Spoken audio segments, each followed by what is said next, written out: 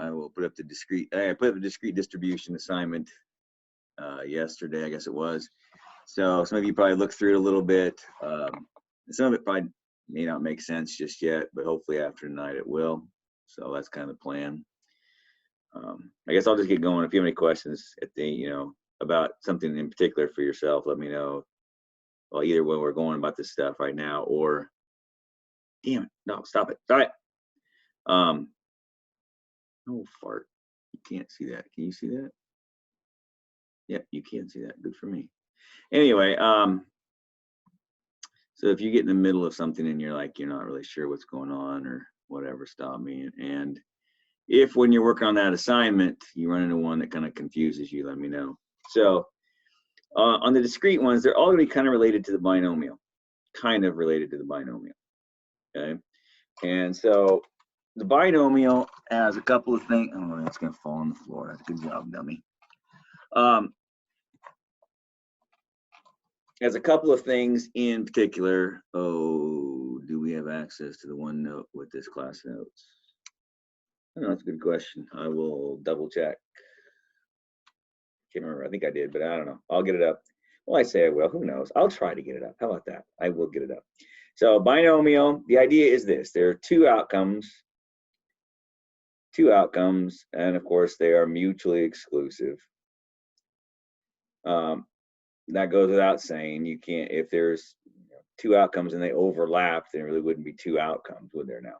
So the idea is, rain, not rain, dead or alive, pregnant, not pregnant, whatever, girl, not girl, whatever. There you go. So those two things must happen, which means the probability of the one thing plus the probability of the other thing have to equal 1, or what we prefer to say is this: probability of success, which we are going to call P, and the probability of failure, we're going to call Q. P plus Q has to equal 1. So a lot of books will not use the terminology for Q. It annoys me. They'll just write 1 minus P. And so wherever I will use P, however I will use Q, a lot of books will put in a big fat parentheses, 1 minus P, which I find somewhat obnoxious in the formula.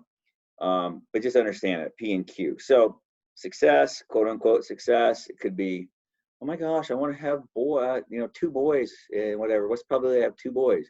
Well, for you, boys is success, and then you define girls as failure. I didn't, you did, okay? Dead or alive? Probably dead is probably failure, but maybe not, because it could be the probability of talking about the probability that someone dies. So for instance, in the case of life insurance, for instance, you're betting that you're going to die in the next time period that you took out the insurance policy for. You're betting you're going to die. If you win the bet, well, you're dead, but that neither here nor there. If you win the bet, you win $100,000 or whatever your policy is worth, okay? If you lose the bet, well, you don't die and you're out the premium, so, whatever. But that's the idea there. So when we say success and failure, it's a relative term. Just typically that's what they're referred to as. So 2 mutually exclusive outcomes, all right? Each time you play, or we will play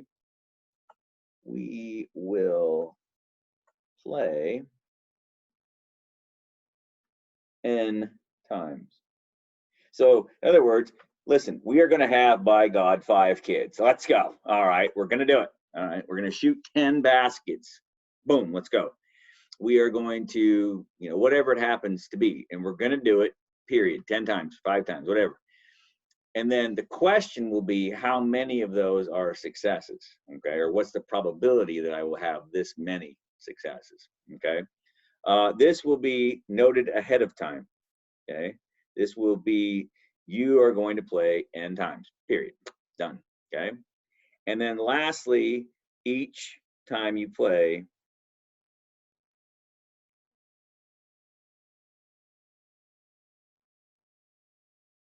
is independent of the previous ones. Independent, good Lord.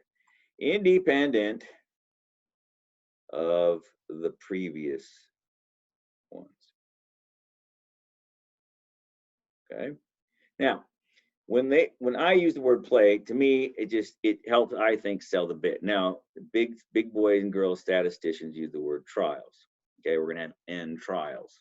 Okay, each trial is independent of the previous one. I don't care. I care that you understand what's going on. I don't really care that you use the big fancy words that the big kids use, but that's the game. And so what's going to happen is this. I like to think of it this way. If you're going to have three kids, listen, honey, we're having 3 kids. Let's go. All right, cool. So by my count, there are 8 possible outcomes. We all know this. It's no big deal. Okay. Because you could have all boys, whatever. You boy, girl, boy. I don't know why I did it backwards. That's stupid. Doesn't matter. I was going to get them all anyways eventually. Whatever. There. I like to have some patterns. Thank you very much.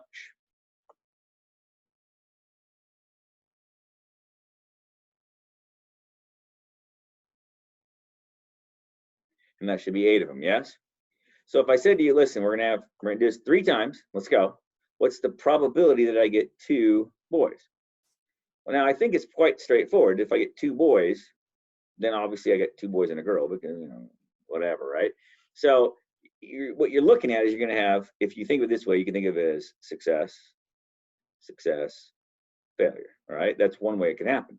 But in reality, you have 3 things and you're choosing 2 of them to be the one thing in this case.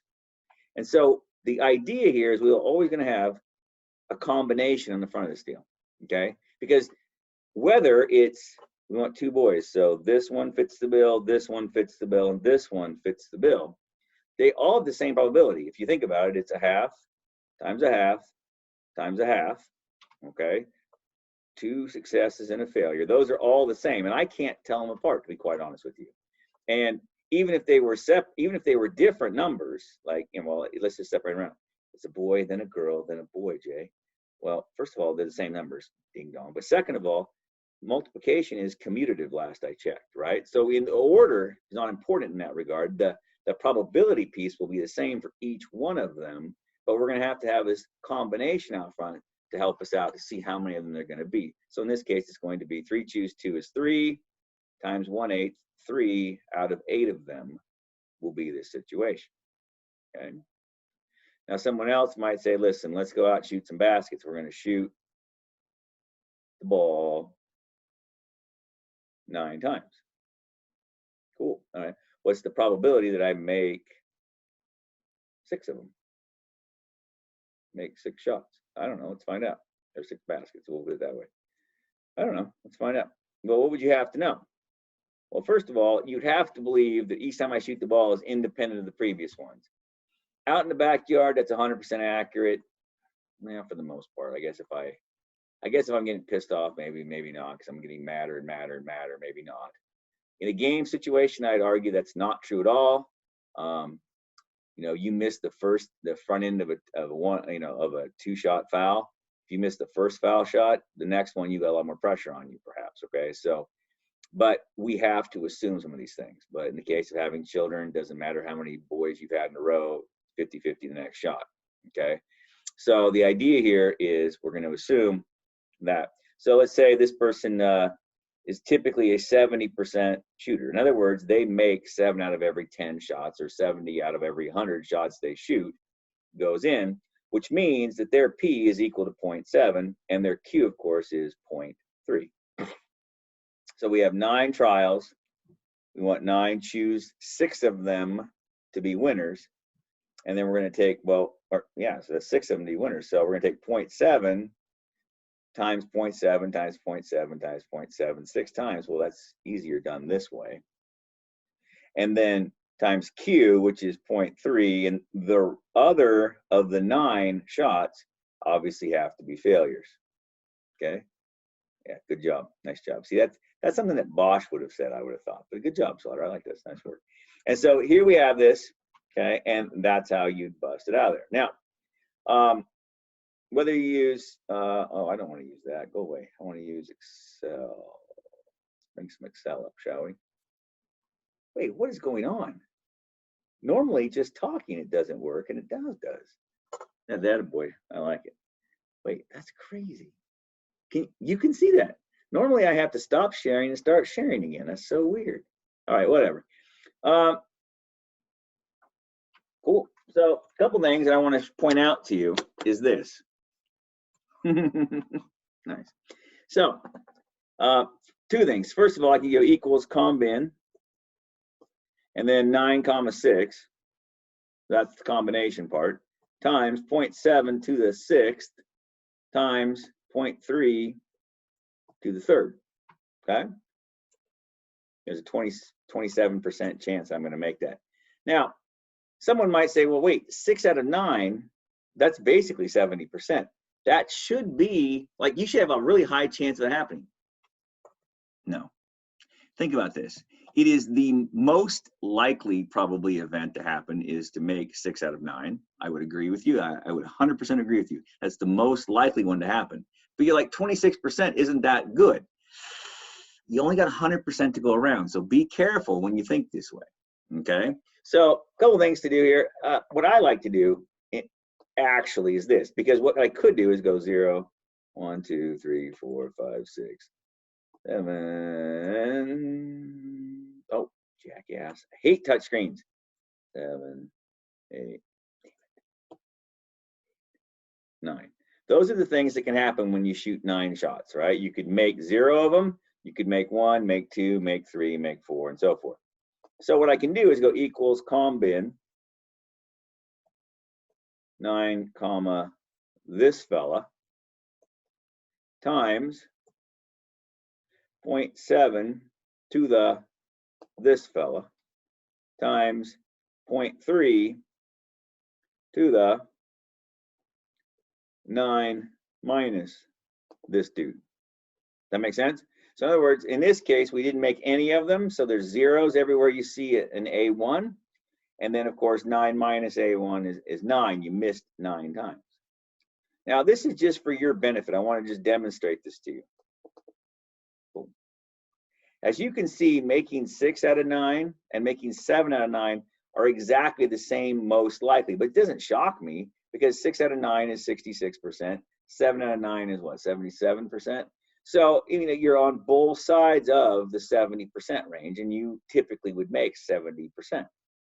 If you added all those guys up equals the sum, it better be 1, because those are the only things that can happen, and it is. Okay? So I think what a lot of people get uncomfortable with, especially on binomial, but I think it's true on every single discrete distribution that we'll look at, is that when you look at them, you're like, well, this is what I expect. It's going to have a huge probability of happening. That's not true.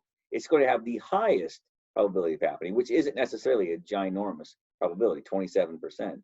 Not really that exciting for the most of our cases. But note, however, these two account for 54% basically of all of the possible outcomes. So there's a better than 50% chance when you go to shoot 9 shots, you're going to make 6 or 7 of them. Okay, so you're right to think there's going to be a lot, but not quite. So just be careful of that, and as you're kind of thinking through some of these things. The other reason I like to show it like this, and I think I did this in the video a little bit, is we're going to be talking about, again, is the cumulative density function, and it looks a little weird. Normally we'd integrate, right? And so it's the probability that little x is less than or equal to, equal to big X. There you go, whatever. Well, I did it backwards, you dumb. Big X is less than or equal to little x. All right, that's how the big kids write it. The idea, so if I say to you, what's the probability I make no more than 5? Well, it would be the sum from those on down. Okay, from here on up to here. It'd be the sum of those guys. So we'll have CDFs for discrete distributions as well. And I want you to be comfortable with them. So I guess 2 things. On the binomial here, the formula is actually always going to be this. N choose x, p to the x, q to the n minus x. And that's always the formula. This is the binomial PDF. A couple things I want to make sure that I'm clear on. When we were doing PDFs with continuous distributions, remember the probability of getting exactly a certain number on a continuous distribution is 0 because you'd be integrating from A to A, which is a line. Can't do that. Can you make exactly 5 shots out of 9? Sure can. How would I find it? Well, you plug it into here. Okay. And the answer that it spits out would be the answer that you had in question for. Back to Excel. Something I'd like to show you in Excel is this. You can go equals binom.dist, this fella, and you can type in the number of successes. Now you have to be careful. Excel does it kind of in a weird way. Everybody on the planet, stats-wise, will always tell you how many times you're playing first and then how many successes you want. That's not how Excel does it. Excel wants to know how many times you want to win. All right, I'd like to win 6 times, please. How many times are you going to play? Let's play 9 times, thanks. What's the probability of success? 0.7. And cumulative is the tricky part. If I put a 0 there, what that means is I'm going to find the probability of exactly 6 wins. Exactly 6 wins.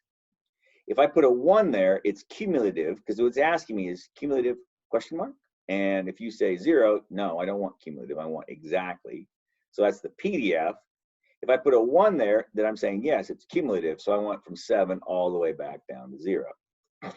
And the answer is, ta-da-ta-da, there it is right there. Now, if I did the same thing, binom.dist, and I go 6, 9, 0.7, 1, I'm going to get this, whatever this number is, 0.53. But you'll notice that it's the sum of these guys is that same value. Ta-da! And the crowd goes wild. Now, I expect you to be using binom.dist business here, but what I want you to feel comfortable with is understanding where it comes from, what the computer is doing. When you use the comma 0, it's doing this number. Okay. And when you do the comma 1, it's going to add up from 7 all the way back. Okay. A couple of notes that I think are imperative about this, and this, once you understand it for binomial, every other single function that Excel does works the same way. Okay, so whether it's Poisson or geometric or negative binomial, or did I say Poisson already? Well, all the rest of them, they all work the same way. And so once you understand this first part of the concept, it's all the same. If someone said to you, what's the probability that you get less than 6 shots? Well, remember, a CDF is less than or equal to. Okay, so this I don't have, but I realize that this, in the case of a discrete distribution, is the same as that. Okay, because there's nothing between 6 and 5. You either made 6 shots or you made 5 shots. There's no in between. This guy right here is the CDF. And so I would put it in something like this, binom.dist. I want 5 wins out of 9, 0.7, and 1 for the cumulative. And whatever that spits out would be the answer that I came to look for. But so be careful of this bit right here. Also be careful of this bit. Some people, this one really messes a lot of people up. Okay, like that is not a CDF because that's greater than or equal to.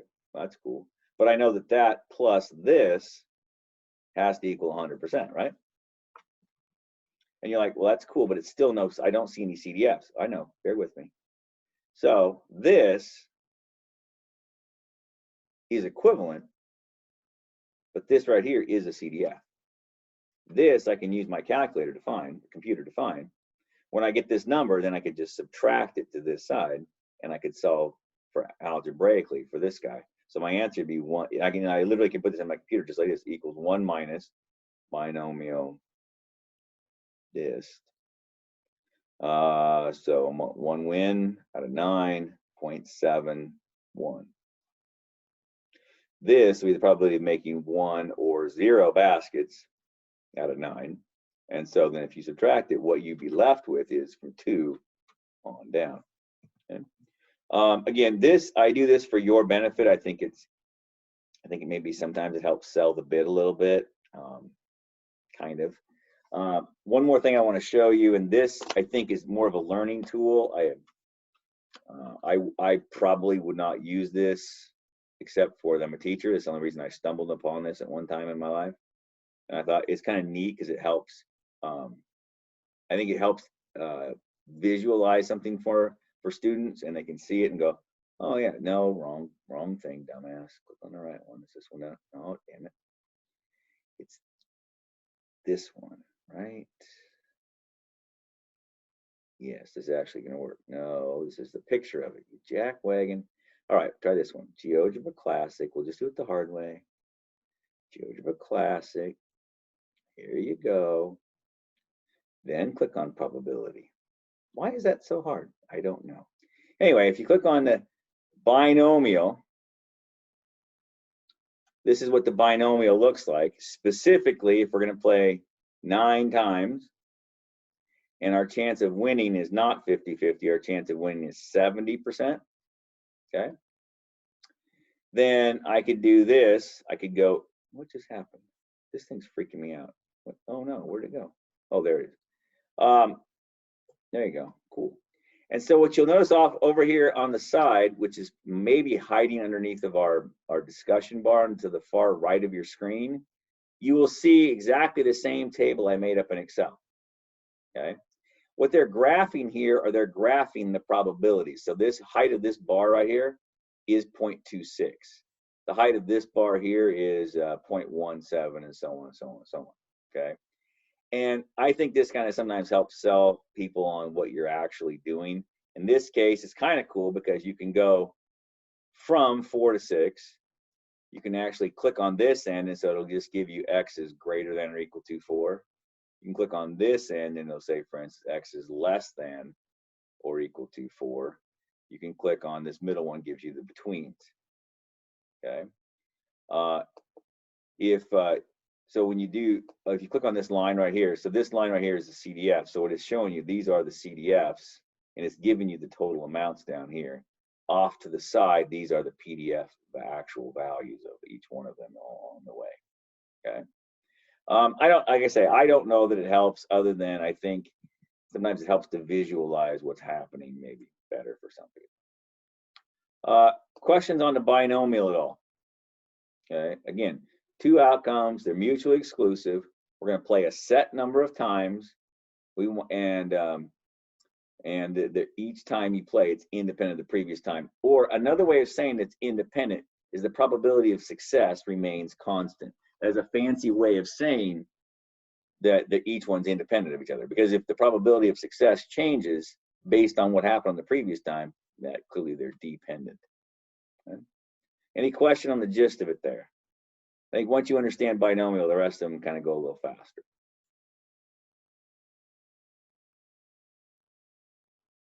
Okay. Well, let's move on from binomial. Another one that comes up right after binomial frequently is multinomial.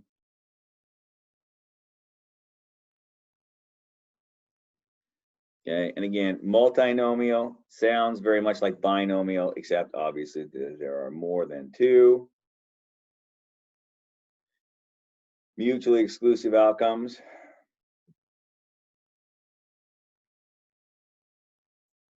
Okay, still independent.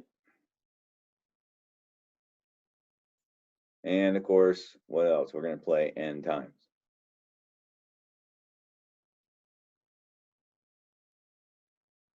Okay. The difference, of course, this time is that there's more than one thing. It's not just win or lose. It could be something a little different. So I'd like you to picture an Olympic-sized swimming pool. I don't know how big they are, but they're pretty good size. And I'd like you to picture it filled with peanut M&Ms, because I can. Now, just offhand, how many peanut M&Ms are in an Olympic-sized swimming pool? The answer is a lot. Okay? So if you were to reach in and select one, like when no one was looking, you reached in, oh, I eat a red one. No one would know, and it would make 0 difference in the probability for the next M&M that was selected. There are literally probably 15 or 20 million M&Ms in this pool. The fact that you ate a red M&M doesn't mean diddly squat to me in terms of my probability. Okay. in this situation, we would say, hey, they're independent. Okay? Now, if you don't like that as well, picture this. How many M&Ms roll off the manufacturing plant today off the line? More than a lot. Okay. And so 20% of them are red, 40% are blue, 80% are, whatever it is, obviously has to add to 100%. Okay. And so when we look at this deal here, it could be something like this. Let's talk about M&Ms. And let's just pretend that they're all evenly distributed. I don't think they are, but I don't really care. One time I had this girl freaked out on me. Why are you so lazy? You could have just gone to Wikipedia. Okay, weirdo. Because I'm lazy. That's why I didn't do it. So 20%, 20%, 20%, 20%, 20%. Those are the only colors that can add up because obviously that's 100% of them. Okay. So if you were to, in this situation, you're going to, let's say you're going to select, I don't know, 10 M&Ms. Okay, what's the probability that you get 2 red, 4 green, 3 brown, that's 9, and 1 orange? Now you're like, this looks an awful lot like when we did them out of the little candy dish. Kind of. But remember, when you took them out of the candy dish, what were you doing? It was a small sample size. It was a small population. And you reached in and you took out 5 or 10 of them. Well, what you got on the first one obviously affects the second one, affects the third one, affects the fourth one, and so forth. That's dependent. In the case of saying that these bulbs, maybe there's 5 semi-loads of tulip bulbs. That's a lot of freaking bulbs, dude. And you took 4 or 5 of them, or 10 of them, or 15. In other words, a relatively teensy tiny, insignificant amount out of, say, 10 million bulbs. Well, it didn't affect anything. Okay, it didn't affect any probability along the way because, for all intents and purposes, they're independent. Okay, so the way this is going to work is it's going to look something like this.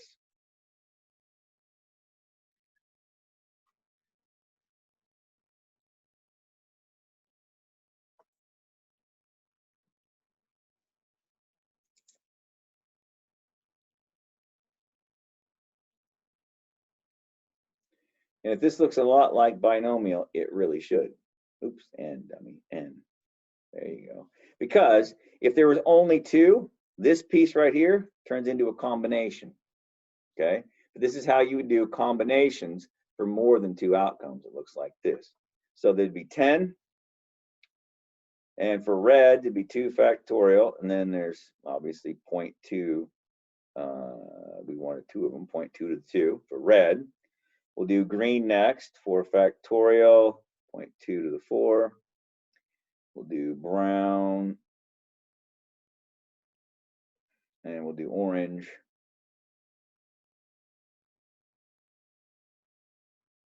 If you look at it, you're like 1 plus 4, 3 is 4, plus 4 is 8, plus 2 is 10. They're all accounted for. Someone might very well say, but Jay, what about what do we miss? Blues? What about the blues? Let's do blue. 0 factorial times 2 to the 0. 2 to the 0 is 1. 0 factorial is also 1. So whether you include them or not, it's not going to hurt anybody's feelings on this. Question that I would do on this problem, that's all I would ask for you is, a specific thing. There's no real PDF for this guy. Can't really be done. So just, oops, not 4, you dummy. 7. There you go. 10 factorial divided by, let's see, I can do this in my head. 2 factorial is 2. 4 factorial is 24. 3 factorial is 6. Times, and then those are all the same. So that's just 2.2 to the 10th power.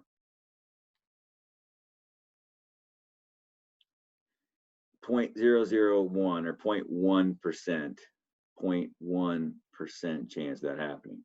Okay. Well, what I want you to think about is this: how many possible different orders are there? A lot. In fact, there's 12,600 ways that you can get the exact thing I asked about. Well, how many different things could happen, Jay? There are that many total outcomes. That's a lot. And you only have 100% to go around. So on a multinomial, I don't care how specific you are. You're like, well, what's the probability I get 2 of each, Jay? That's a good question. Let's do that. 2 of each would obviously be 2 factorial times 2 factorial times 2 factorial times 2 factorial times 2 factorial. 0.2, 0.2, 0.2, 0.2, 2. That's what it'd be if I was going to get 2 of each. I think we're all clear that that is by far the most obvious thing that should happen. 2 times 2 times 2 times 2 times 2 times 0.2 to the 10th power.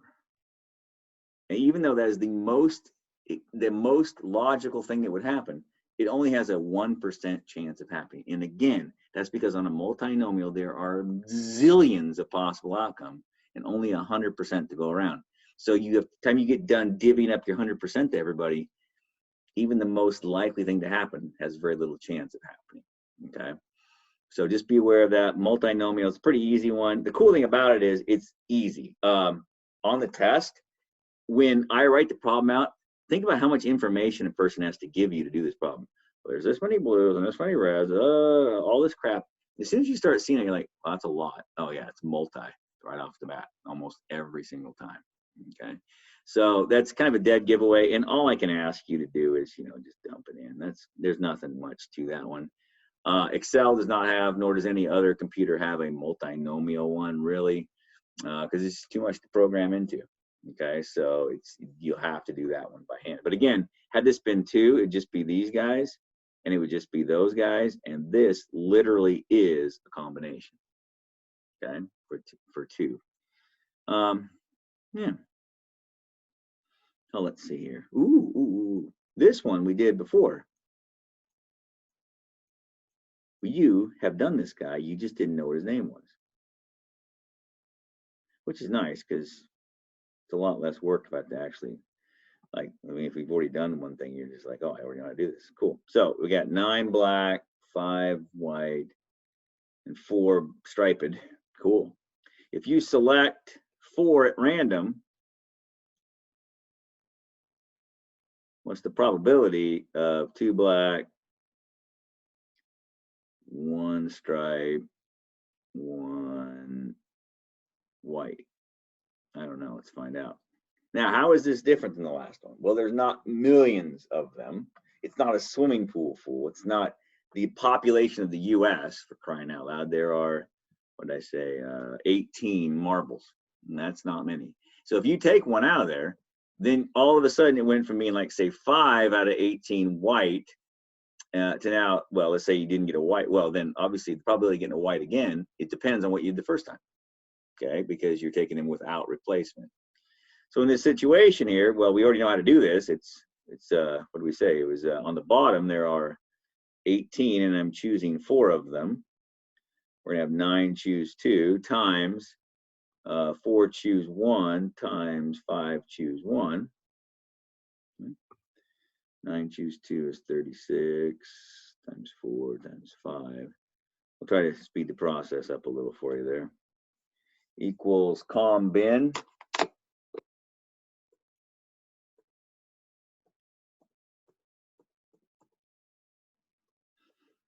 I said 18 comma 4, I think. That's your denominator. And then the numerator was equals 36 times, what did I say? Times 4 times 5, 1 times 20. There you go. Cool. So 720 divided by 3,000 is about 23% chance of this happening. So this was 720 over 3060. 23.5% chance of that. Okay. This one has a name. It's called a hypergeometric. Okay. Now, this one, the thing I like about the hypergeometric in terms of teaching it to people, you're like, wait, in this case, Jay, there was multiple colors of M&Ms. That's right. So it's very similar to multinomial. It is. But what's different this time is each time I play, it's not independent. Therefore, it can't be multinomial, hence pretty much has to be hypergeometric. What if there was only 2 colors of marbles? If they were all black or white, well, you're like, well, geez, it looks just like a binomial. Ooh, not so fast. For it to be a binomial, again, it would have to be independent. If you're selecting them out of this small candy dish, even though it looks binomial, it can be binomial because binomial, each trial is independent, okay? And so hypergeometric can take on both characteristics, whether it be it looks a lot like a multinomial perhaps, or it looks a lot like a binomial, but the big difference between them is dependence, okay? And again, the big key is small population. Tiny population is going to cause you, if you're sampling without replacement, is going to cause you to have dependence. If you have a giant population, like hundreds of thousands or millions, then it doesn't make any difference, man. Just reach in and grab one. Let's go. Let's grab some and go. You don't have to put them back in because it's not changing the probability at all. All right. Let's say there's 3 million people in the US have master's degree in mathematics or something, right? 3 million out of 300 and something million, whatever. Well, yeah, I took one out. Now it's 2,999,999 divided by whatever I said the other number was. Hey, look, it's still like 1%. All right, cool, whatever. It didn't really change at all. And it won't change unless you took somehow like, 20% of them or some ridiculous number of them. Then you might start to see a difference. Again, you cannot violate the idea of independence. But again, when we do this for sampling from a giant population, we're just taking relatively few out. Even if you sampled 10,000 people in the US, 10,000 people out of the entire United States population, 325 million or whatever it is diddly squat. Doesn't matter a hill of beans.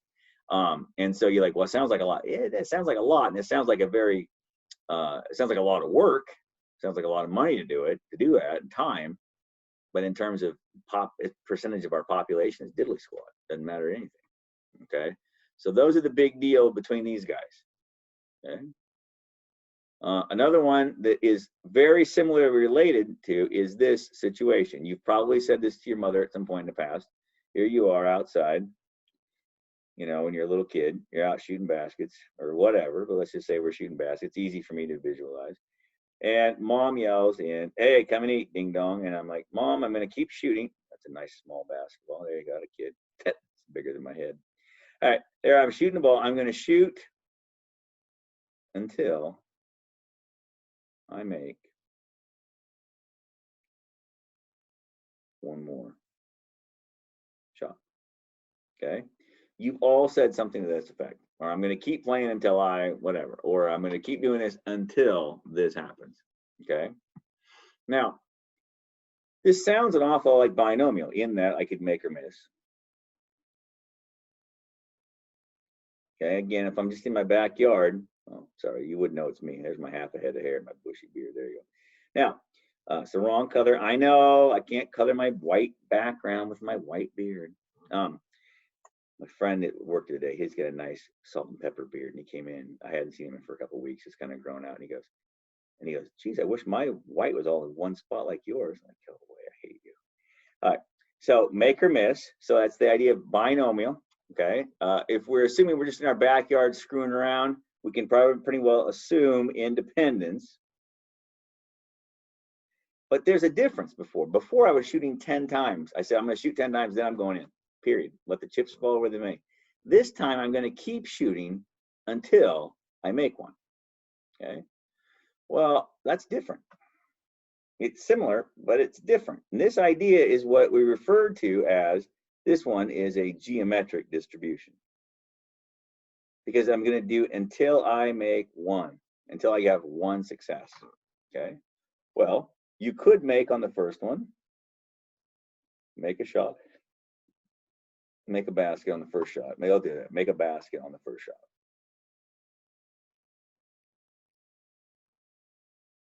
Cool. Hey, what's the probability of that? I don't know. It's whatever. Let's just say we're a 70% foul shooter. There's a 70% chance I make the first shot that I make. Yeah, cool. Now, but listen, if I'm shooting the second shot, what do you know happened? Well, I missed the first shot. So then I could have missed and then make. But notice it's very important. Order matters here. It's not a combination. It's not a combination. It's not, well, I could have made one and missed one. If you made the first one, you stopped, you went inside. That's what you told mom you're going to do. Okay. If you're shooting the second shot, it's because you missed the first shot. Order is ridiculously important on this problem. So what does that tell me? No combination this time. Okay? We are going to, by God, have kids until we get a girl. Oh, well, we have 7 kids and we're trying again. Well, that sounds to me like you probably have 7 boys then, because you said you're going to keep going until you get a girl. Well, yeah, how'd you know? Well, that's what you said. So the girl couldn't have come on the second one, because if you're going to keep going until you had a girl, you would have stopped on the second child because you're done. You had a girl.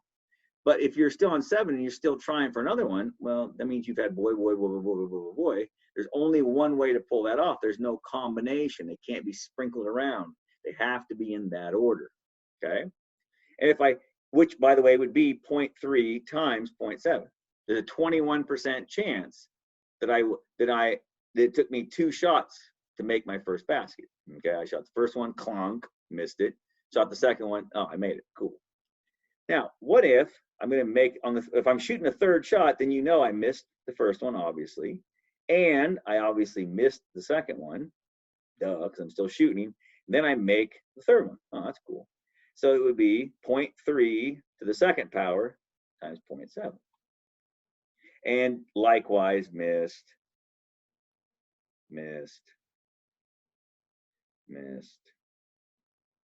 make. And the idea is, you will see, it's quite clear that we have P to the n minus 1 times, I'm sorry, not P, you ding dong, because you had to miss them. Sorry, Q to the n minus 1 times P at the end. Okay? Now you look at your numerator, your numerators, your exponents. Your exponents still add to n, just like they did in the binomial case. Okay? The difference is this time you had to have a string of failures before you got your first make, and it had to be in that order. So notice there's no n choose x out front, not this time. And so the game is very straightforward. So I told my mom I'm going to stay outside till I make 1 more basket. What's the probability that my first basket happens on the 4th shot? I don't know. Well, if I'm shooting my 4th shot, then I obviously had to miss 3 times, and I had to make the last shot. So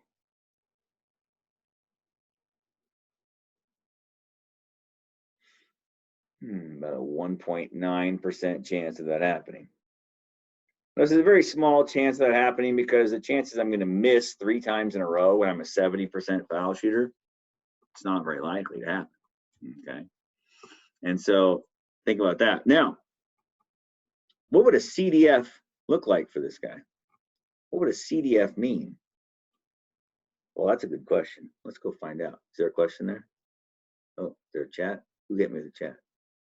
Oh, my chat disappeared too. 4 times the charm. Love it. Good job.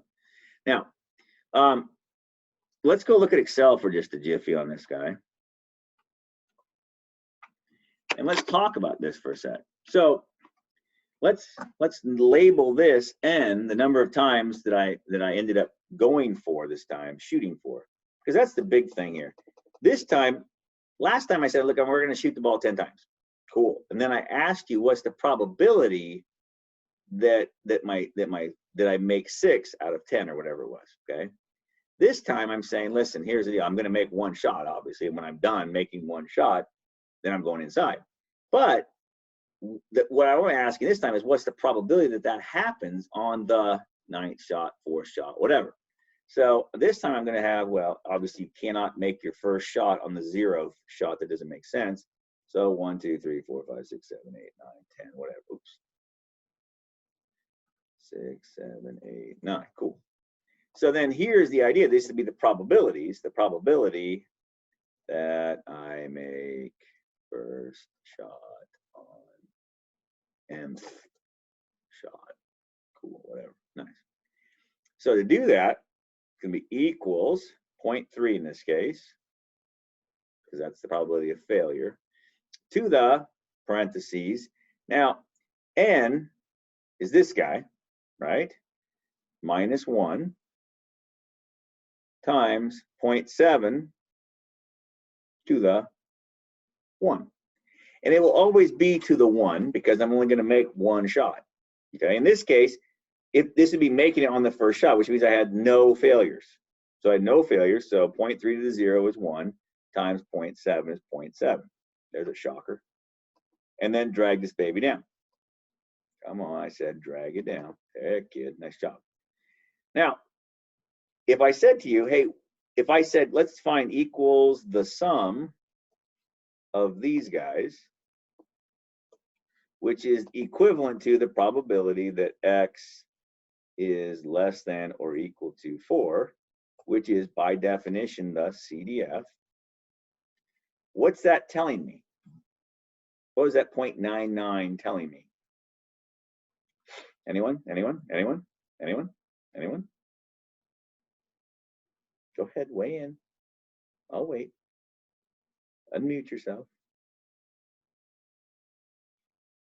Start calling people out. Let's go now.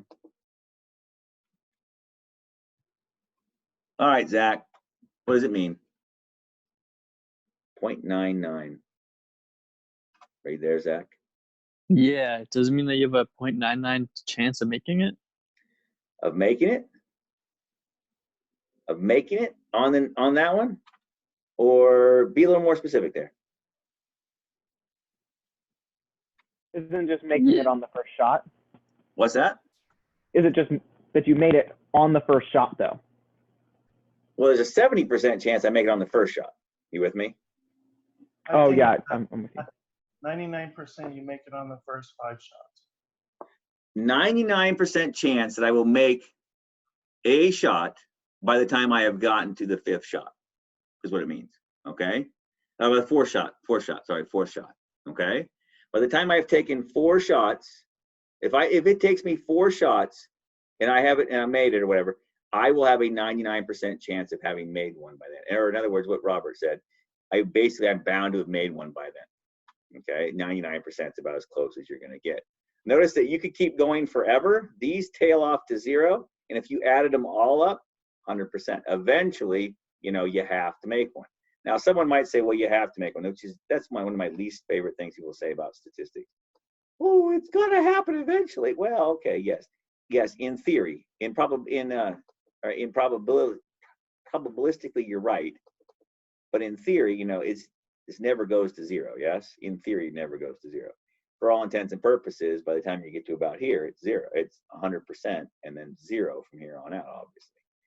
Okay, so CDF, it always means probably x is less than or equal to. For in this case, what's the probability that it takes me 4 or more? What I might say is something like this: what's probably takes me more than 4 shots to make this? Okay, to get my first shot.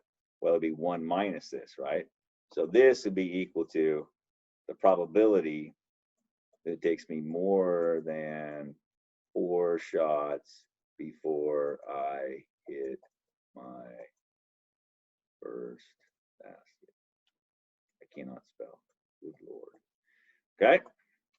Nice. Geometric's kind of fun. It's kind of neat. Whenever you see geometric, the classic key is always this word right there. Well, there. It's the classic. Whenever you see the word first, okay, that is a dead giveaway that we are talking about a geometric distribution. It turns out that a geometric distribution is just a special case of another one. And so I always do these two back to back, and then I tell you, oh, by the way, the computer can do these for you. Okay? So if I told mom, listen, I'm going to shoot baskets until I make 2. I'm going to shoot baskets until I make 2. Now, this is a very different problem, because if you make the first one, that's nice, but you still got to shoot. So you could make 2 in a row. You could miss, then make, and then make. You could make, miss, make. But you can't really make, miss, because if you'd have made the first 2, you'd have stopped, right? So order does matter. So when I do this, think about this. I'll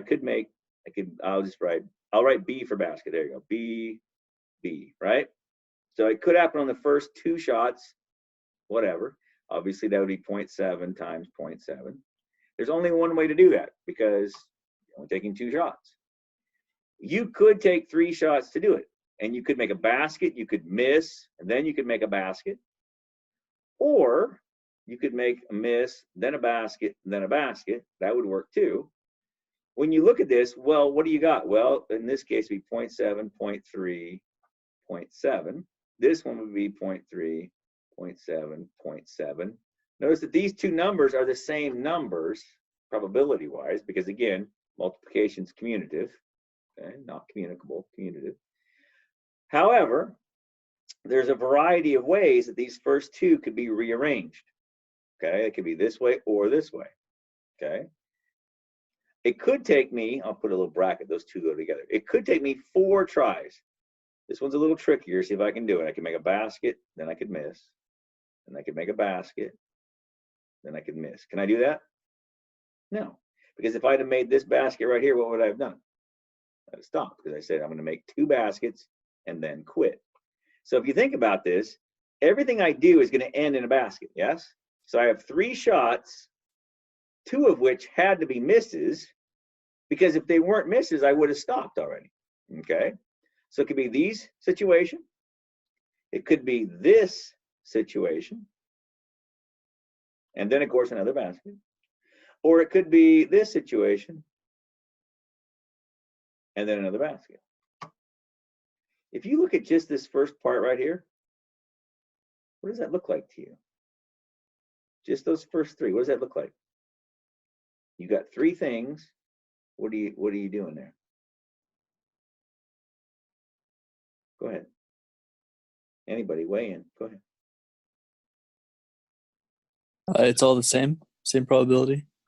Doesn't it look a lot like a binomial? Doesn't that look like boys and girls kind of, or dead or alive, or whatever we did earlier with when we did binomials?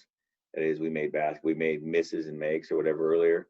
It's the same basic principle, except notice that there's 3 of them, and I'm choosing one of them to be a make. Does that make sense?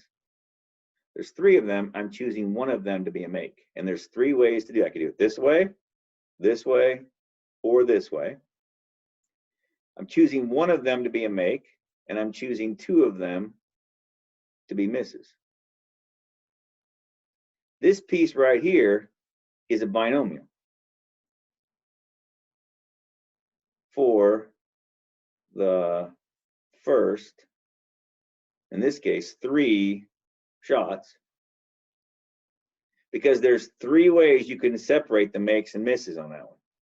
But notice that they all end with another make at the far end of the thing, okay? This is what is referred to as a negative binomial. And a geometric distribution is just a special case of it. A geometric is just a special case where we're just, instead of playing until we get 2, we're going to play until we get 1, okay, or play until we get 5.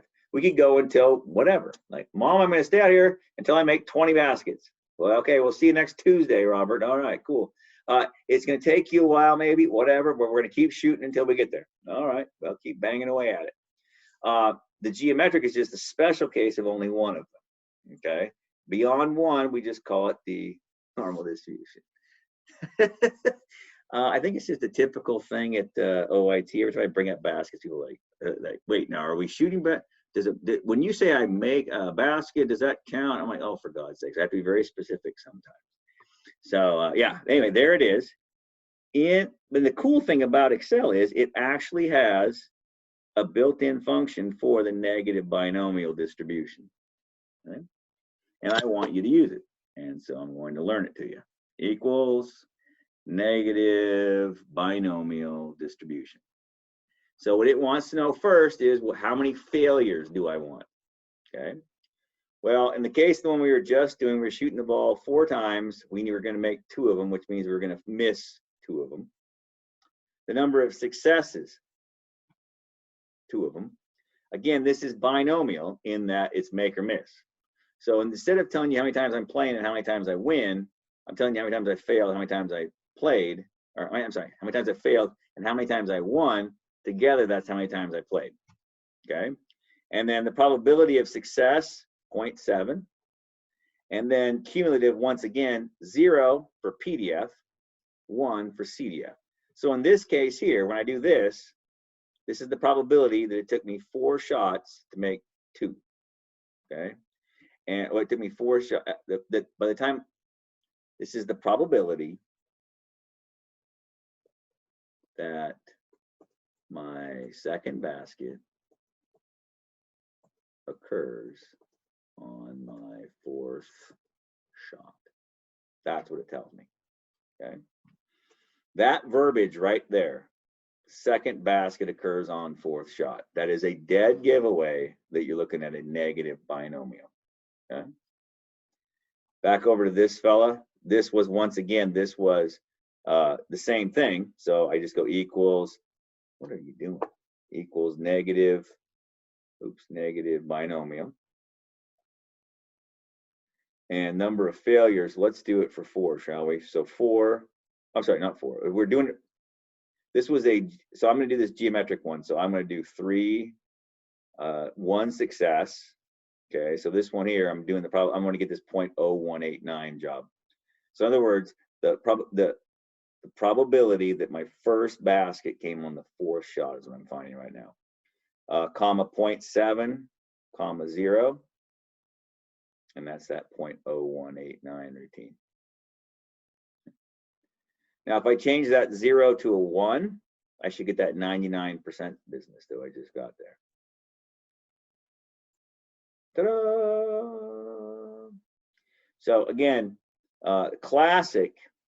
When you hear a geometric or a negative binomial, you hear the idea of binomial because either you made the basket or you didn't, made or miss. I mean, that right there is 2 mutually exclusive outcomes. Look, I'm a 70% foul shooter. So there you go. Or 0.70 in Robert's case, I don't know. Whatever. So 70% chance of success. That does not change. That means they're independent. This sounds binomial to me. That's right. Oh, wait. But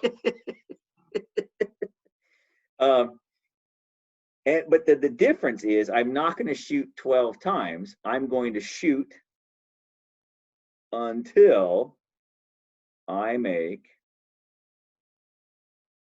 X number of them.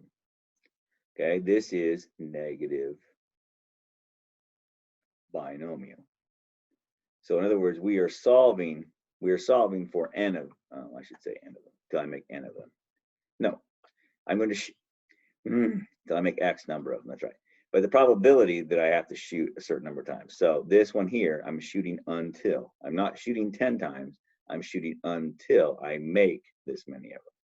And in the special case of when X equals 1, we call that a geometric. Okay.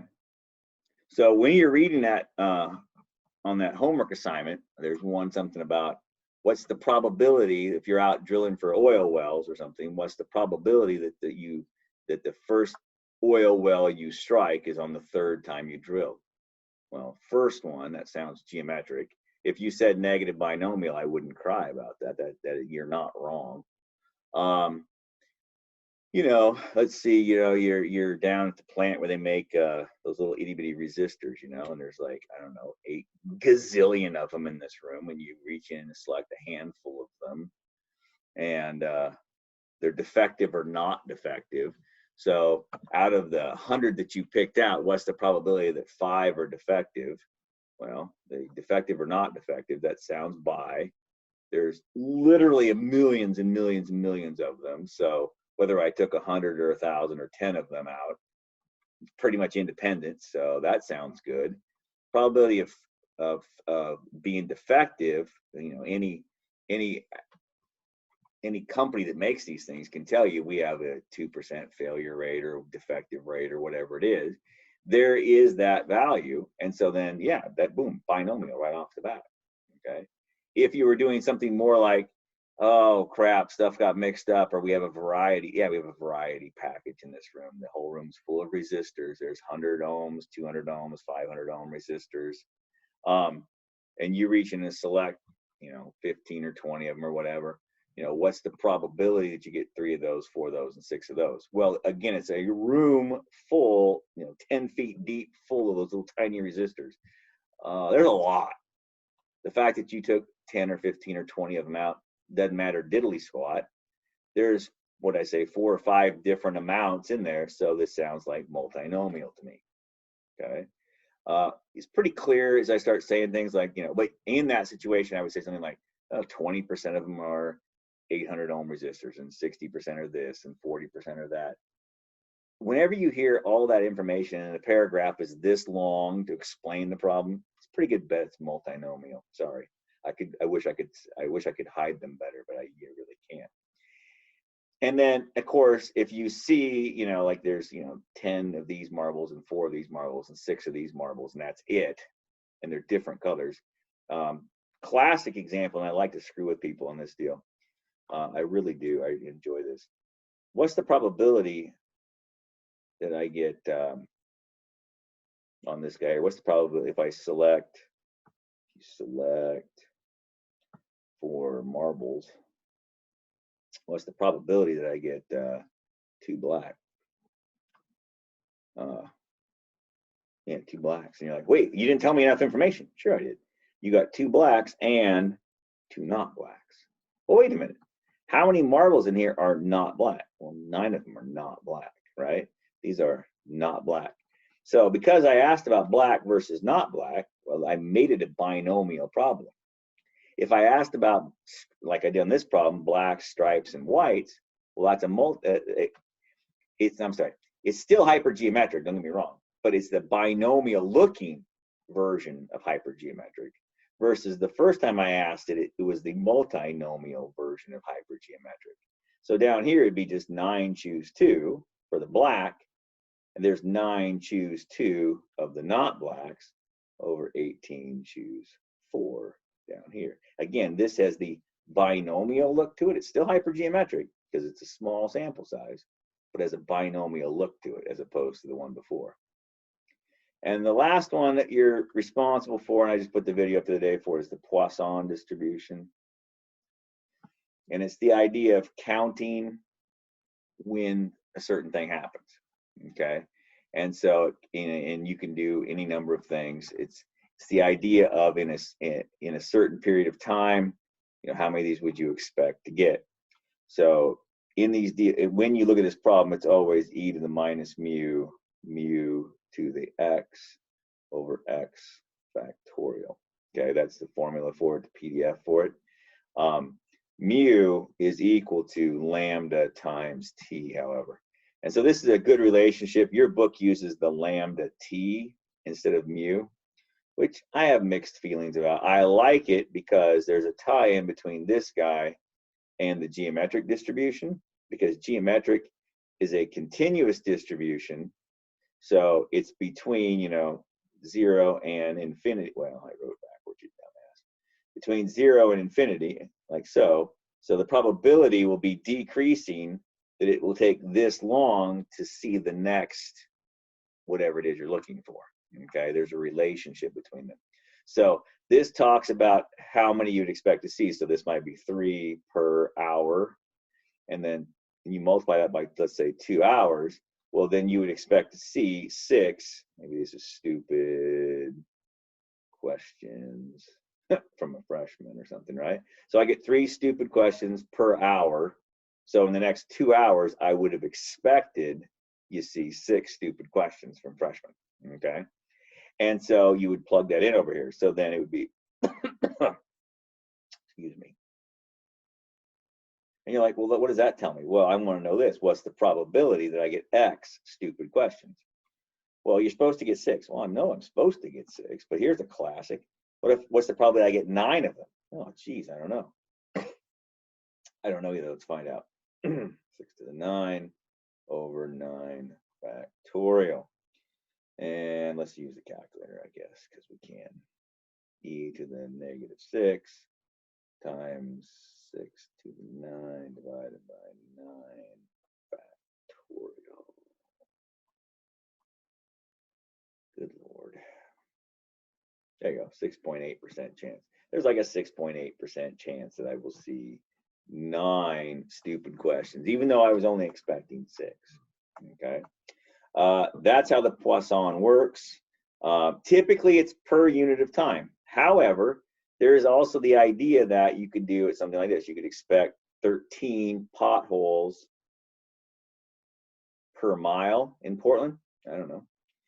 And so in the next 12 miles, how many would you expect to hit? Well, you'd expect to hit 156 potholes. Cool. So then what's the probability that you hit 0 potholes in the next 12 miles? Well, I think you can pretty clear it's 0. Okay.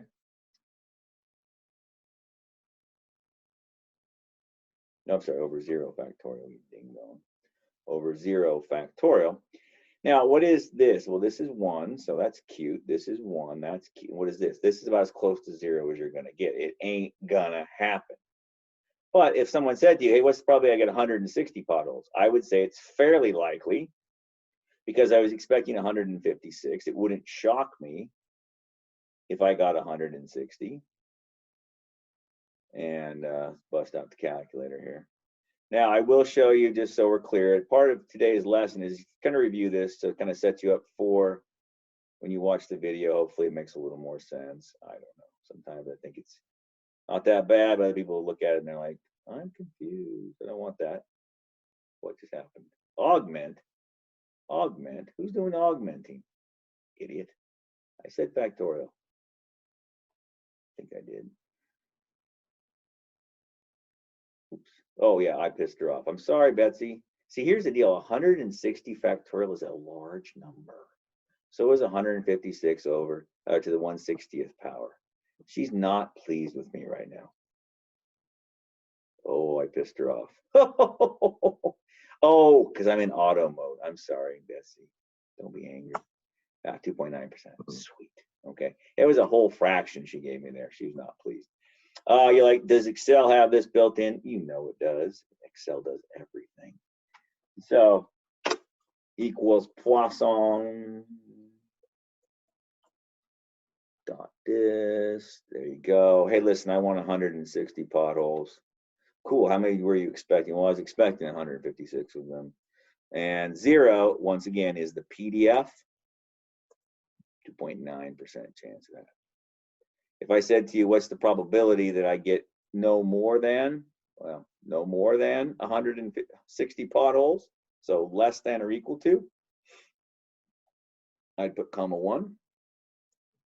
So there's a 65% chance that I will see no more than 160 potholes in the next 12 miles or whatever I said.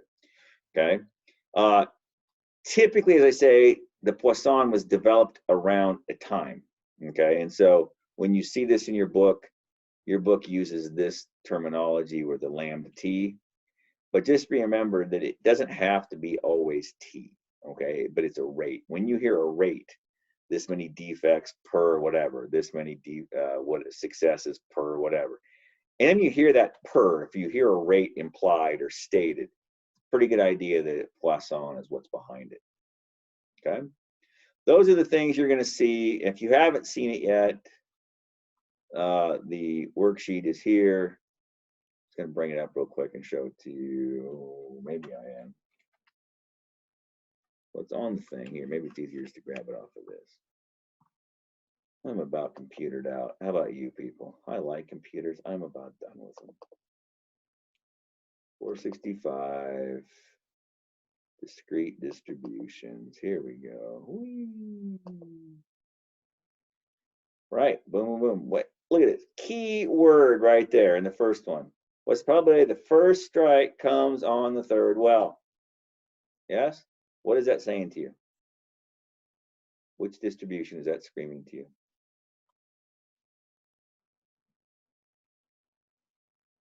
First means geometric. Yes. Or it isn't. Technically, it is geometric. It's also what? Binomial. Negative binomial, right? Because geometric is just a special case of the negative binomial. That's it. Okay. Oh, let's skip down here ways. Ooh, cool. What's probably your first kids, 6 kids, are 2 boys and 4 girls? Not necessarily in that order. Which one's that one? No specific order here. Oh, honey, I want 4 boys and 2 girls, or whatever I said. 4 girls and 2 boys. What's that one? Number 3. I want to say binomial because It is binomial. Why? you can only have a boy or a girl. There's only 2 outcomes. 2 outcomes, and that's only part of it. That was the thing that keyed me in. No, well, yeah, but you're right. But look up here. I could strike oil or I could not strike oil. Yes, there's 2 outcomes there too, right? But the difference is I was going to keep going until I get my first strike. Are you with me? Yes. Down here, I'm not going to keep going until I get 4 girls. I'm going to have 6 kids, by God, and then I'm stopping. Okay? The fact that I'm going to play a set number of times, okay, that's key. Number 1. Number 2, 2 outcomes, as you stated. And number 3, and most importantly, or one of the most important ones, independence. What you have in the last kid does not affect your next kid. Okay? Oh, crap, we had a boy. Well, that means the next one's going to be a what? No, that means nothing. They're independent of one another. Okay? So because those 3 things are true, that guy is binomial. Beautiful. Oh, let's see here. Nice. Number 5.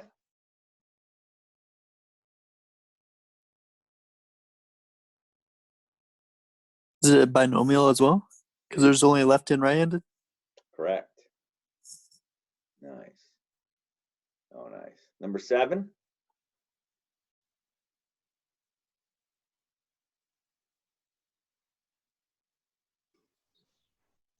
Number 7. It's binomial as well, or no, not the other one with more than 3. It's no, you're right in that it feels like binomial because why? Explain why you think it's binomial. Well, you have black, red, but you also have green, right? What? You have black and you have not black. Am I right? Yeah. So you bet on black, you win if you hit black. If it's anything that's not black, you lose, right? So you're right. There's 3 colors, but in reality, there's 2 colors, black and not black. That's all I care about. So binomial feels like it, except the difference is what here? And every time you spin on a roulette wheel, completely independent. So that fits. But what's different there? There's one thing that's missing from being a binomial. You keep going forever. You're going to keep going until, yes? Until you lose 10 times. Exactly. And so what is that going to be for us then? So it's not binomial, because binomial says I'm going to play 23 times and then stop. This one says I'm going to play until I win, or I lose 10 times, I mean. And by the way, this is a perfect example of success, because we're talking about failure in reality, probably, really. You know, we're looking at it in terms of a failure deal. Negative binomial. That's right, Riggs. Nice job. Because we're going to play until, okay? So play until is key. That's negative binomial. Specifically negative binomial, not geometric, because 10 times, not 1 time. Oh, where are we at here? Okay, number 9. Love it. Love number 9. Right off the bat, what does it look like? Holy cow.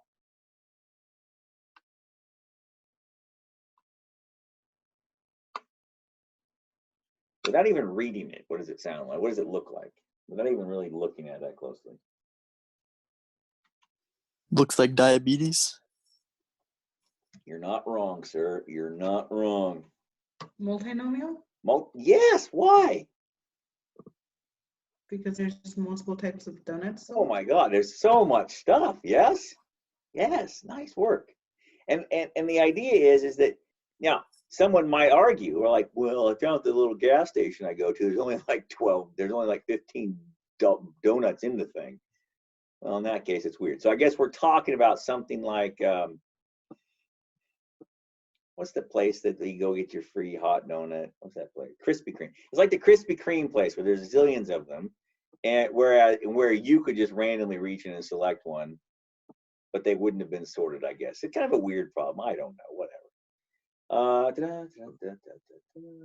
What's different about that one and number 10?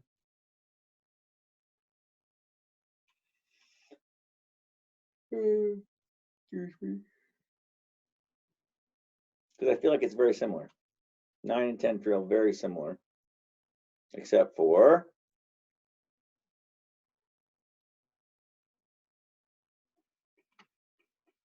not everybody. Random. The random. I feel like I was reaching and picking donuts randomly too, but the difference is, Percentage. well, the percentage has the idea that there's a lot of donuts, right, to choose from. Like it's a big population versus in You're this only hat, selecting 2 things. well, I feel like there's, well, okay, so you're right. I was asking about 2 students and 2 teachers, but in reality, there's students and administrators and teachers in this hat, right? But you're right. It boils down to just 2. Without replacement. But the without replacement, but not just without replacement. I said, I'm not going to pull out the donut and go, I didn't want that one, stick it back in. I'm without replacement on those too. The difference is how big a population is. You see that? The donuts, we're assuming there's a lot of donuts to choose from, a lot of donuts. So you take 10 out or something, or a dozen or whatever, it's not changing anything. But out of a hat, if you select out of a hat, and you think about that, there's only 3 administrators. If you take 4 names out of a hat, if you get an administrator the first time, you have drastically changed the percentage of administrators that are in the hat, because there was 3 out of 30. Well, 3 out of 30 is come on, Jay, 10%. That babe. But if you take, and now there's only 2 out of 29. Well, 2 out of 29 then is it's quite a bit different now. So it changes as things go along based on who you've taken out of the deal. Okay, and so just be aware of that.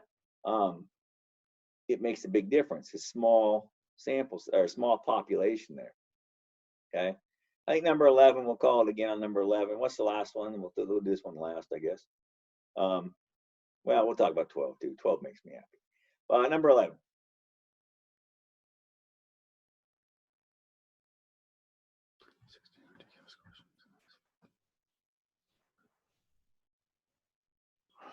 The first sentence is key.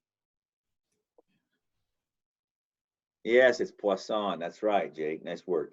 Why is it Poisson? Because you come to expect this many every 4 days, okay? 3 questions every 4 days, or 3 questions per 4 days. It's a rate, okay? So in the next 18 days, well, you set a proportion, something like this.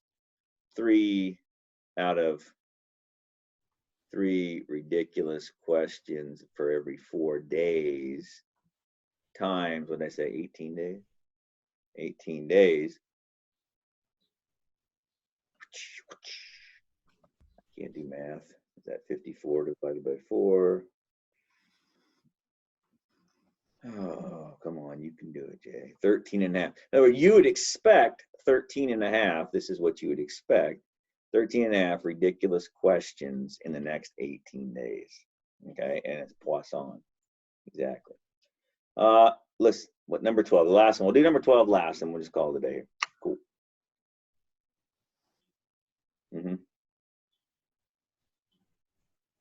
Just gonna put them in a hat and draw one at random. That's awesome.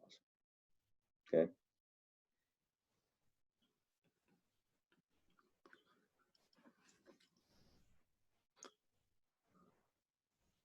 Say, pull a name out of a hat. All right, Susie, sweet. Hey, you want to go to prom? No, you weirdo. I don't even know you. Oh, that sucks.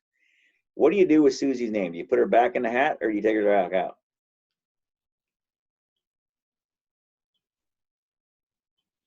We can always ask again. Did you change your mind, Toots? No, you probably leave her out. All right. So you've left her out now. There was only a total of 26 kids to start with. Now there's 25. That's a small sample size. Okay. Anytime you have a small sample size and then you or a small population and you reach in and take out another one, they're not independent anymore. That rules out right off the bat. It rules out binomial, rules out multinomial, rules out Poisson. Well, obviously it wasn't really Poisson anyway. It rules out negative binomial.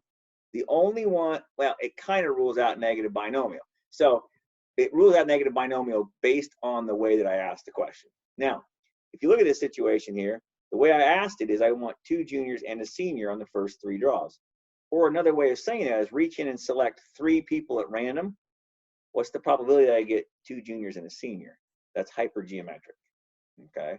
And so it would be 5 choose 1 times 9 choose 2 times 12 choose 0 over 26 choose 3. Okay.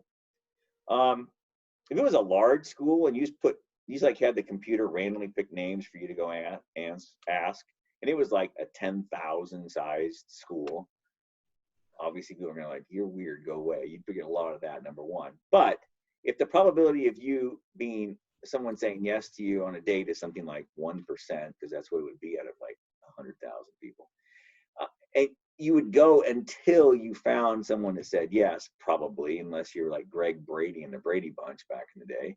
But typically, once you get someone to say yes, you stop, okay? In that situation, if it was a large enough population where you could assume independence, that would be a geometric situation. Yes, you'd go until you got one to say yes, okay? This is the kind of thing that's going to be happening on this assignment. I want you to tell me what the distribution is, and then go ahead and solve the problem out. There's just a bunch of them on here. Whatever. Different ones can be thought of differently. This one,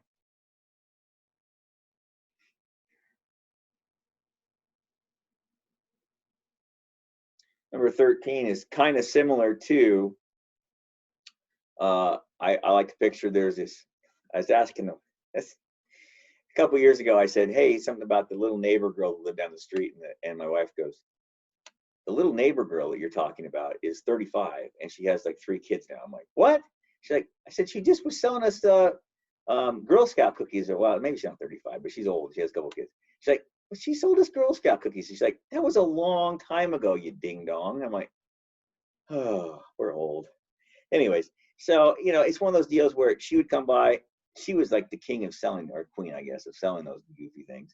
But like, if you go up to a random house, and she was a cute little thing, she'd come like, hi, you want my cookies? Well, what are you going to say? No, of course not. So she might have a, 45, 50% chance of selling cookies every time she goes up to a house, just randomly walking up to a person's house. That's just anybody in the world's house, not her grandma. Obviously, grandma's 100% chance. Sucker like Jay, 100% chance. But just the average normal person, well, I don't know. We don't like those thin mints or whatever. Go away. Versus if it was an annoying person like, I don't know, Jay or something, it might have a 10% chance of selling. That's the idea. You have this certain percent chance of selling for every time you go out. And a cold call deal would be very similar. When you're cold calling people and you're trying to make sales, obviously you don't have a very high chance of selling. So the only way you're going to make sales is by making a lot of calls, trying to get people to buy your product out of the blue.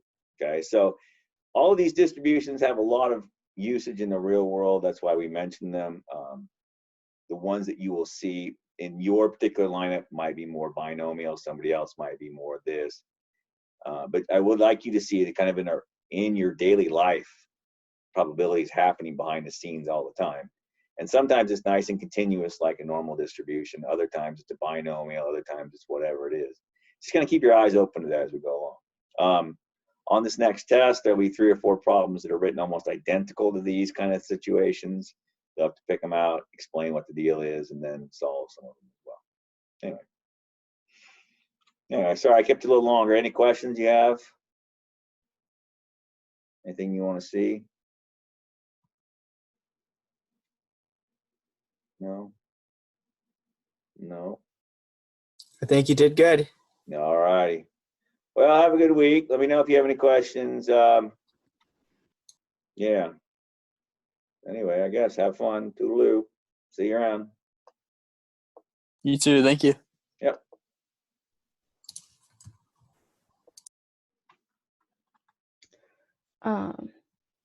Carter? Question? Yeah, I had a quick question. Nice. It's not stats related. I was just wondering, Davia was wondering if you're still looking at her incomplete, because she said she hasn't heard from you in a while.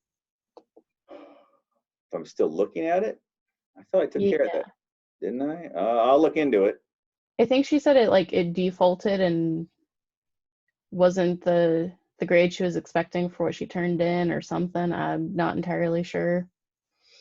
Okay, I'll look into it. Yeah. All right. All right. Tell her hi. I sent her an email the other day that picture of her on the website is something else. Yeah. All right. Will do. Have a good night. All right, you too.